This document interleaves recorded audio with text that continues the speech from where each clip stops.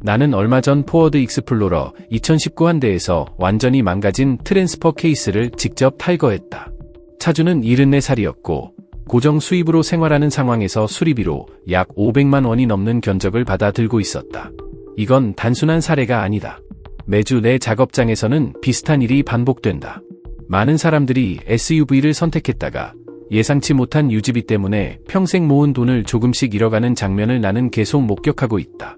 트랜스퍼 케이스 문제, 사륜 구동 시스템 고장, 그리고 8만 킬로미터도 채 되지 않아 수명을 다해버리는 터보까지. 이런 고장들은 하나씩은 작아 보이지만 결국 큰 비용으로 이어진다. 그런데 동시에 완전히 다른 흐름도 존재한다. 내 작업장에는 특정 세단들이 20만, 25만, 심지어 30만 킬로미터를 넘어도 큰 문제 없이 계속 들어온다. 오일 교환과 브레이크 패드 교체 정도만으로도 충분히 버티는 차량들이다. 나는 이 일을 22년 동안 해왔다. 셀 수 없을 만큼 많은 엔진을 분해하고 다시 조립했다. 그리고 그 경험을 통해 확신하게 된 한 가지가 있다. 내가 추천하는 첫 번째 선택지는 대부분 사람들이 예상하는 차량이 아니다. 오히려 완전히 반대에 가깝다. 많은 사람들이 나이든 운전자에게 적합한 차를 고를 때 완전히 잘못된 기준을 적용한다. 차가 클수록 더 안전하다고 믿고 SUV라는 이유만으로 더 튼튼할 거라고 생각한다. 하지만 그건 기술이 아니라 마케팅이 만든 이미지일 뿐이다. 실제로 SUV는 전륜구동 세단보다 구동계 부품이 40에서 60% 더 많다. 부품이 많다는 건 고장 가능성이 높아진다는 의미다. 그리고 고장이 늘어난다는 건 결국 수리비가 계속 발생한다는 뜻이야. 계산은 단순하다. 복잡한 구조일수록 비용은 올라간다. 지금부터 보여줄 세대의 차량 중 하나는 연간 유지비가 약 50만 원 수준에 불과하다. 하루로 나누면 1,500원 정도다. 그리고 이 리스트에는 더 흥미로운 차량도 포함되어 있다. 같은 엔진, 같은 플랫폼, 같은 공장에서 생산된 차가 있는데 신차 기준으로는 수천만 원 더 비싸지만 중고시장에서는 훨씬 낮은 가격으로 구할 수 있는 모델이다. 하지만 여기서 중요한 포인트가 하나 더 있다. 같은 모델이라도 특정 연식은 반드시 피해야 한다는 것이다. 잘못된 연식을 선택하면 아무리 좋은 차라도 순식간에 수백만 원짜리 실수가 될 수 있다. 그래서 나는 각 차량마다 피해야 할 연식까지 정확하게 알려줄 것이다. 잠깐만 집중해라. 단 몇 분 안에 실제 유지비, 정확한 연식 정보, 그리고 판매자들이 절대 먼저 말하지 않는 핵심 내용까지 전부 공개할 것이다. 이 영상을 끝까지 보면 어떤 차를 선택해야 하는지, 어떤 연식을 노려야 하는지, 그리고 어떤 선택은 반드시 피해야 하는지 명확해질 것이다. 이건 과장이 아니다. 나는 매일 이걸 직접 보고 직접 해결하는 사람이다. 이제 본격적으로 시작해보자. 이런 식의 깊이 있는 분석과 솔직한 자동차 리뷰가 마음에 든다면 지금 바로 채널을 응원해달라. 구독 버튼을 눌러 이 커뮤니티의 일원이 되어달라. 우리의 첫 번째 목표는 구독자 1000명을 달성하는 것이며 새로운 구독자 한 명 한 명이 그 목표에 한 걸음 더 다가가게 만든다. 채널을 구독하면 앞으로 올라올 새로운 영상도 가장 먼저 확인할 수 있다. 함께 성장하며 1000명이라는 이정표를 같이 만들어보자. 여러분의 참여가 이 채널을 더 크게 만든다. 세 번째 선택지다. 이번에 이야기할 모델은 바로 한더 어코워드이다. 이 차는 지난 수십 년 동안 도로 위에서 검증되어 왔고 놀라울 정도로 고장 나는 방법조차 잊어버린 것처럼 보인다. 실제로 최근에 71살에 은퇴한 교사 한 분이 이 차량을 타고 내 작업장에 들어왔다. 주행거리는 약 30만 킬로미터에 가까운 상태였고 계기판에 경고등이 들어와 굉장히 걱정하고 있었다. 하지만 결과는 예상과 완전히 달랐다. 문제의 원인은 단순한 주유구 캡이 제대로 닫히지 않았던 것뿐이었다. 추가로 차량 상태를 점검해보니 브레이크 패드는 아직도 약 30% 이상 남아있었고 변속기 오일 상태도 매우 깨끗했다. 누유 흔적도 전혀 없었다. 나는 간단한 점검 비용만 받고 약 3만 킬로미터 뒤에 다시 오라고 안내했다. 이게 바로 이 차의 현실이다. 이 정도 주행거리에서도 특별한 문제 없이 계속 굴러간다. 이 차량이 이렇게 오래 버티는 이유는 구조 자체에 있다. 1.5리터 터보와 2.0리터 터보 엔진 모두 타이밍 벨트가 아니라 체인을 사용한다. 즉, 일반적으로 발생하는 수십만 원 이상의 교체 비용 자체가 필요 없다. 유지비 구조부터가 다르다는 의미다. 신뢰성 평가에서도 이 차는 꾸준히 상위권을 유지하고 있다. 중형 세단 카테고리에서 최고 수준의 안정성을 기록했고 특히 2017년형 모델은 역사상 가장 높은 신뢰성 점수를 받은 세대 중 하나로 평가된다. 연간 유지비는 평균적으로 약 50만원 수준이며 브레이크 전체 교체 비용도 30만원에서 50만원 사이에 해결된다. 워터펌프 역시 교체가 필요하더라도 100만원 이하에서 마무리되는 경우가 많다. 그리고 중요한 포인트 하나. 대부분의 이 차량은 24만 킬로미터 이전에는 워터펌프 교체조차 필요 없는 경우가 많다. 즉, 장기간 유지 비용이 매우 안정적이다. 구매 전략도 명확하다. 자연흡기 엔진을 선호한다면 2017년형의 2.4리터 엔진을 선택하는 것이 좋다. 터보 관련 문제에서 완전히 자유롭고 오일 희석 문제도 발생하지 않는다. 반대로 조금 더 최신 모델을 원한다면 2020년 이후 모델을 고려하는 것이 안전하다. 단, 2018년형 초기 1.5 터보 모델은 반드시 피하는 것이 좋다.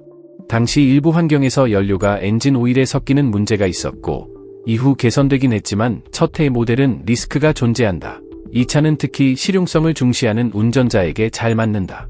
도어 개방 각도가 넓어서 승하차가 편하고 전방 시야도 뛰어나며 트렁크 공간은 여행용 캐리어 4개를 충분히 수용할 정도로 넉넉하다. 키가 큰 운전자에게도 적합한데 이 클래스에서 가장 여유로운 헤드룸을 제공하는 차량 중 하나다. 다만 모든 사람에게 완벽한 선택은 아니다. 무릎이나 고관절이 불편해서 높은 시트 포지션이 필요한 경우라면 이 차는 생각보다 낮게 느껴질 수 있다. 사진보다 실제로 앉았을 때 더 낮은 포지션을 가진 세단이다. 그럼에도 불구하고 2017년형 2.4 엔진을 탑재한 이 모델은 중고차 시장에서 가장 확실한 선택지 중 하나다. 안정성, 유지비, 내구성까지 모두 고려했을 때 이 차는 실수할 가능성이 거의 없는 선택에 가깝다.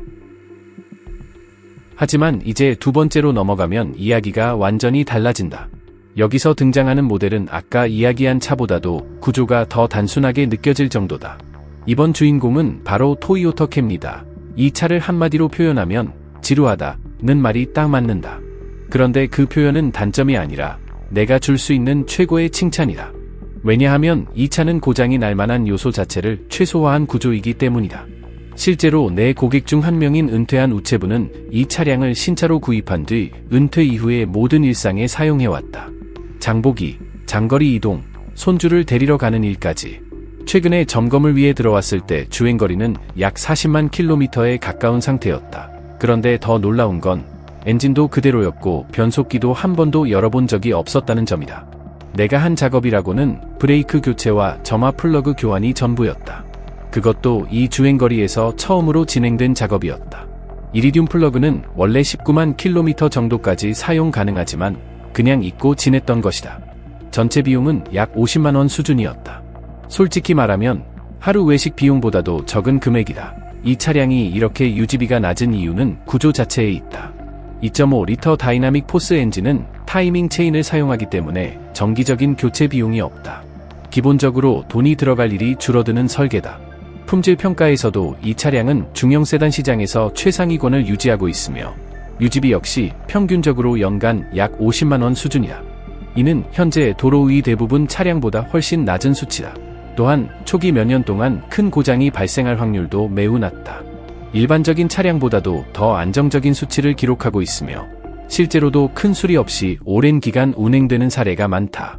브레이크 작업 비용은 축당 40만원에서 70만원 사이. 발전기 교체 역시 일정 주행거리 이후 필요할 수 있지만 비용은 상대적으로 부담이 크지 않다. 하지만 현실적으로 보면 대부분의 이 차량 소유자들은 정비소에 오는 이유가 거의 없다. 오일 교환, 타이어 교체, 와이퍼 교환 정도가 전부인 경우가 대부분이다. 그만큼 기본적인 내구성이 뛰어나다는 의미다. 구매를 고려한다면 2019년부터 2024년 사이 모델은 전반적으로 안정적이다. 특히 중고 시장에서는 2020년이나 2021년 모델이 가장 균형 잡힌 선택이다. 주행거리 약 6만에서 10만 킬로미터 수준의 차량을 비교적 합리적인 가격에 찾을 수 있다. 하이브리드 모델도 연비가 매우 뛰어나면서 가격 차이가 크지 않기 때문에 충분히 고려할 만하다. 반대로 반드시 피해야 할 구간도 존재한다. 2007년부터 2009년 사이에 2.4리터 엔진은 오일 소모 문제가 심각했던 시기다. 일부 차량은 짧은 주행거리마다 오일을 보충해야 할 정도였고 이 문제는 공식적으로 해결되지 않은 채 남아있다. 해당 엔진이 들어간 차량은 고민할 필요 없이 제외하는 것이 안전하다. 이 차량은 특히 고정 수입으로 생활하는 운전자에게 최적이다. 유지비를 최소화하면서도 안정적인 이동 수단이 필요하다면 이 차보다 더 좋은 선택은 찾기 어렵다. 같은 급의 어떤 차량보다도 비용 부담이 낮은 구조를 가지고 있다. 다만 고급스러운 승차감이나 조용하고 부드러운 실내 환경을 기대한다면 이 차는 그 기대를 완전히 만족시키지는 못할 수 있다. 편안함은 충분하지만 고급스러움을 강조하는 성격은 아니다. 결국 이 차량의 본질은 명확하다. 재미를 주는 차도 아니고 럭셔리를 강조하는 차도 아니다. 대신 가장 신뢰할 수 있는 이동수단으로서 완성된 모델이다. 이런 정보가 실제로 도움이 되고 있다면 구독 버튼을 눌러라. 나는 매주 이런 현실적인 내용을 공유하고 있다. 광고나 홍보 없이 실제 현장에서 보고 겪은 것만 이야기한다. 이제 마지막 한 대를 공개할 차례다. 아마 이 선택은 많은 사람들을 놀라게 할 것이다. 특히 나이가 있는 운전자라면 거의 고려조차 하지 않는 이름일 가능성이 높다. 그런데 바로 그 점 때문에 지금 시장에서 가장 현명한 선택이 된다. 첫 번째 자리는 렉서스 ES다. 이 차는 내가 작업장에서 만나는 수많은 고객들에게 추천 기준 자체를 바꿔버린 모델이다. 몇 년 전 60대 후반의 은퇴한 부부가 내 작업장에 들어왔다. 그들은 풀옵션 쉐브럴레이 타호를 타고 있었는데 도심 연비는 형편없고 브레이크 교체 비용은 수백만 원이 넘어갔으며 주행거리 약 14만 킬로미터에서 트랜스퍼 케이스까지 문제를 일으키기 시작했다. 결국 더 이상 유지할 수 없는 상황이었다. 그래서 나는 한 가지를 권했다. 중고 렉서스 ES 350을 찾아보라고. 그들은 2020년식 약 5만 킬로미터 주행 차량을 선택했다. 그리고 몇 달 후 다시 연락이 왔다. 고장이 나서가 아니라 믿기지 않을 정도로 유지비가 적게 들었다는 이유였다. 첫 해 동안 들어간 비용은 오일 교환 2번과 에어컨 필터 교체까지 포함해서 약 60만 원 수준이었다. 이 차량의 핵심은 대부분 사람들이 모르는 구조에 있다. 이 모델은 토요타 캠리와 동일한 플랫폼에서 생산된다. 같은 공장, 같은 기반 구조, 그리고 전 세계적으로 내구성이 입증된 3.5리터 V6 엔진이 그대로 사용된다. 타이밍 체인을 사용하는 구조이기 때문에 정기적인 교체 비용도 발생하지 않는다. 그런데 여기서 끝이 아니다. 이 브랜드는 여기에 완전히 다른 차원의 정숙성과 승차감을 더한다.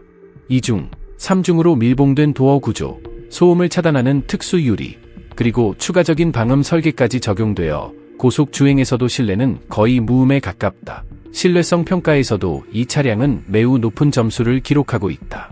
심각한 고장이 발생할 확률은 극히 낮고 연간 유지비 역시 약 60만 원 수준이다. 비교해보면 같은 급의 독일 세단은 그 2배에 가까운 유지비가 들어간다. 결국 훨씬 낮은 비용으로 진짜 럭셔리 경험을 얻는 구조다. 구매 타이밍도 중요하다. 2019년부터 2023년 사이 모델이 가장 균형이 좋다. 특히 고급 트림을 선택하면 통풍 및 열선 시트, 헤드업 디스플레이, 어댑티브 크루즈까지 모두 갖춘 상태로 사용할 수 있다. 현재 중고시장에서는 약 5만에서 10만 킬로미터 주행 차량을 합리적인 가격대에서 찾을 수 있다. 그리고 반드시 확인해야 할 조건이 있다. 정기적인 오일 교환 기록이다. 약 8천 킬로미터 주기로 꾸준히 관리된 차량이라면 이 차는 30만 킬로미터 이상도 문제없이 운행이 가능하다.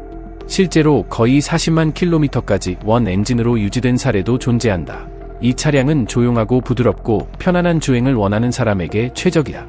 특히 높은 유지비 부담 없이 럭셔리를 원하는 경우라면 이보다 더 현실적인 선택은 거의 없다. 시간이 지나고 나면 더 일찍 선택하지 않은 것을 후회하게 되는 유형의 차량이다. 하지만 모든 상황에 맞는 건 아니다. 예산이 제한적인 경우나 좁은 도심 환경에서 작은 차가 필요한 경우라면 이 차량은 부담스러울 수 있다. 차체 크기가 꽤 크기 때문이다. 그리고 2013년 이전 모델은 피하는 것이 좋다. 당시 인포테인먼트 시스템은 사용성이 떨어졌고 일부 연식에서는 내장재 문제가 발생하기도 했다. 결국 이 차는 한 문장으로 정리할 수 있다. 토요타 캠리의 내구성을 가진 차에 정장을 입혀놓은 것 같은 존재다. 나 역시 가족을 위해 이 차량을 선택했다. 이건 단순한 추천이 아니라 실제 경험에서 나온 선택이다. 지금까지 3가지 모델을 봤다. 한더 어코워드, 토요타 캠리, 그리고 렉서스 ES. 이 세 차량에는 당신의 돈을 계속 빼앗아가는 복잡한 사륜구동 시스템도 없고 예상치 못한 고장을 일으키는 고가 부품도 없다. 이 중 하나를 선택하고 기본적인 관리만 꾸준히 해준다면 당신의 돈은 정비소가 아니라 여행과 가족을 위해 쓰이게 될 것이다. 그리고 만약 어떤 중고차는 절대 사면 안 되는지 궁금하다면, 특히 많은 사람들이 선택하지만 문제를 일으키는 모델까지 포함해서 알고 싶다면 다음 영상에서 그 내용을 확인할 수 있다. 이 정보가 실제로 도움이 되었다면 구독을 눌러라. 나는 매주 이런 현실적인 데이터를 공유한다. 광고 없이 현장에서 직접 경험한 내용만 전달한다.